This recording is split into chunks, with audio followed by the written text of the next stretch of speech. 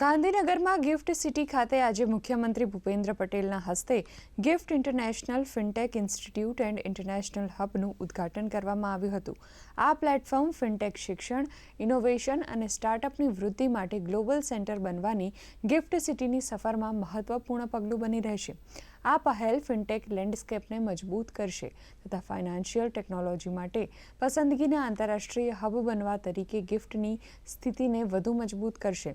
ઉપરાંત પ્રોફેશનલ્સને આધુનિક અને ફાઇનાન્શિયલ સેક્ટર માટે જરૂરી ઇન્ડસ્ટ્રીઝની જરૂરિયાત મુજબ ક્ષમતાઓ પૂરી પાડશે।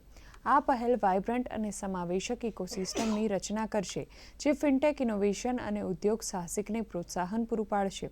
આ પ્રસંગે મુખ્યમંત્રી ભૂપેન્દ્ર પટેલે જણાવ્યું હતું કે ગત એક દશકમાં સમગ્ર દેશે ફિનટેક ક્રાંતિનો અનુભવ કર્યો છે।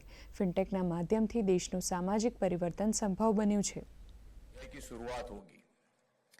मुझे विश्वास है कि हमारा ये इनिशिएटिव गुजरात को फिनटेक इनोवेशन सेक्टर में ग्लोबल डेस्टिनेशन के रूप में जरूर स्थापित करेगा।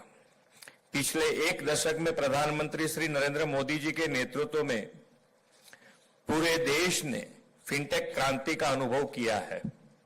फिनटेक अब सिर्फ एक फैंसी शब्द नहीं रह गया, बल्कि यह आम जनता के दैनिक जीवन का अभिन्न हिस्सा बन गया है।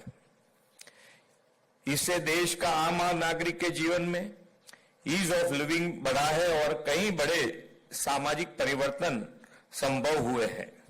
प्रधानमंत्री जी के मार्गदर्शन में कार्यरत हुए यूपीआई, डिजिटल करेंसी सहित फिनटेक सेक्टर के कई ऐसे उदाहरण हैं जिससे भारत को देश में ही नहीं बल्कि विश्व में एक नई पहचान दी है।